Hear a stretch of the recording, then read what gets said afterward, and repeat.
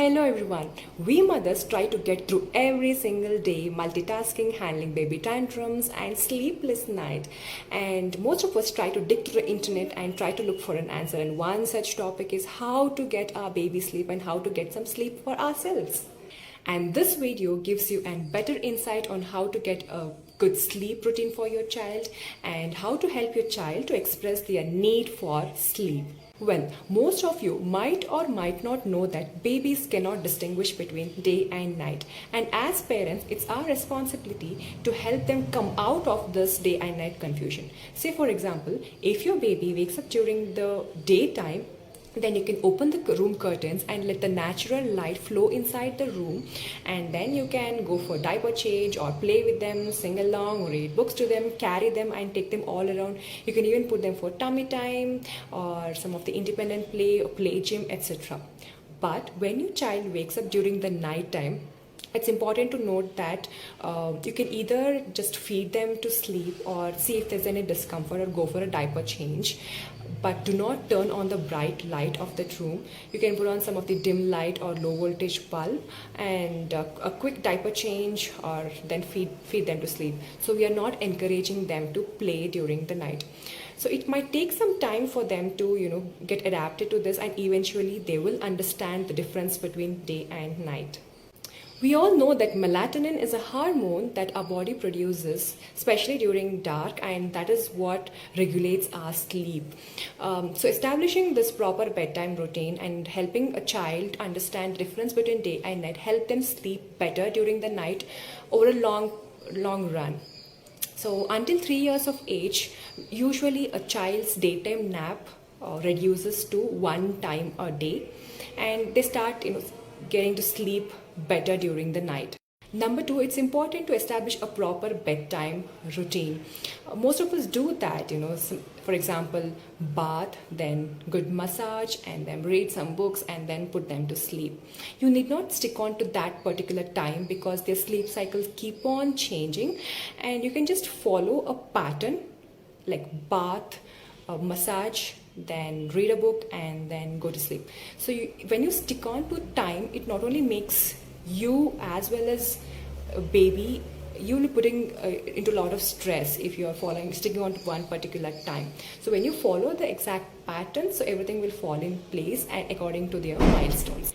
Number three, understanding the sleep regressions. So this sleep regression normally happens over 0 to 3 years of age. So when your child undergoes a major milestone change, for example, your child is starting to crawl or roll over or starting to walk, talk, etc. So this is a major milestone, that developmental milestone that your child is going through, and during this phase your child might go to sleep regression. So some of the symptoms of sleep regression is frequent waking up during nap time, or not getting sleep, getting cranky. So these are all some of the symptoms of sleep regression. So there is no actually a cure or you can prevent the sleep regression. So that's the developmental changes that are undergoing. You can just follow a proper routine and be calm and try to understand and not to get furious about it, and just that's a phase and you will go through that.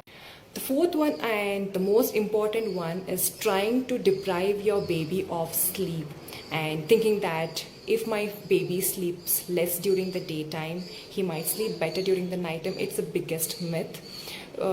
So what happens in this case is when you're not letting your child sleep during the daytime, you are putting him into a stress, and a stressful child, a unhappy child will neither sleep better during the night nor play or nor eat well. So whenever they're feeling sleepy, check for age appropriate awake windows and then put them to sleep whenever they're feeling sleepy. Fifth one and the most important one is watch your baby's sleep cues.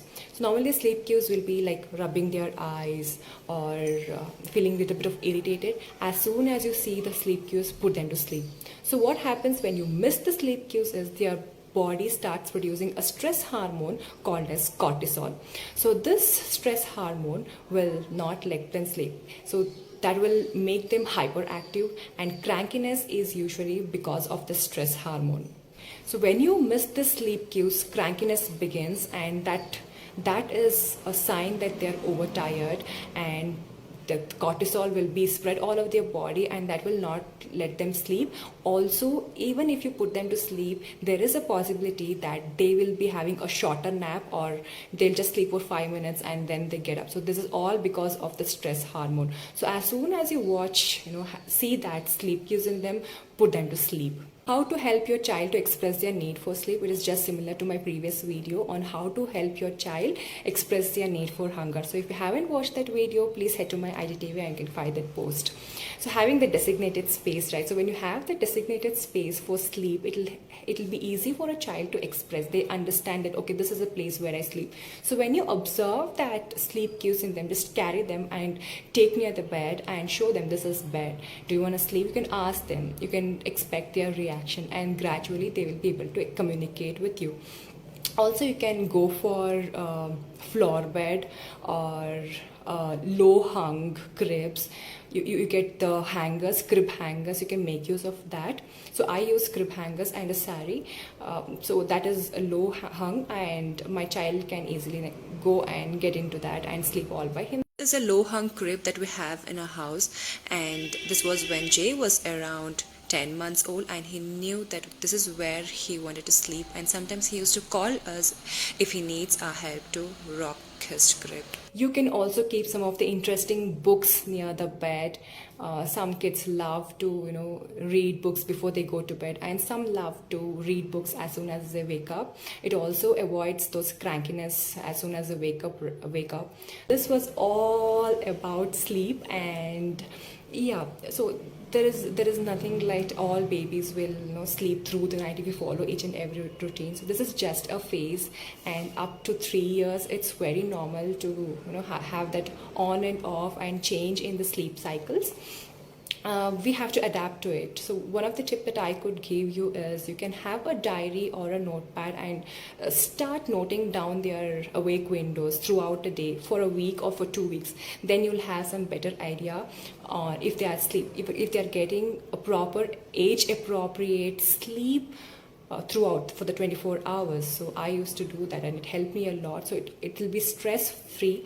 Sometimes you'll think that, oh, my baby is not sleeping. So when you calculate the entire within 24 hours, when you see that, oh, they're sleeping for 10 to 12 hours, maybe that might be a short sleep, but they are getting enough sleep according to their age, then it is really satisfying. You can make a note of that at least for 2 weeks, and that will also help you to manage your routine well. So you know that he will be awake for 2 hours, he will play for 2 hours, and as soon as the 2 hour awake window is done, you can observe that sleep cues, and then you can put them to sleep. Then they're sleeping for 1 hour, again 2 hours of awake window, then 1 hour they are going to sleep. So that will help you manage your routine as well as baby's routine. So if you're too much worried about baby's sleep cycle, keep melatonin and cortisol in your mind, and that will help you sort out most of the things. Thank you.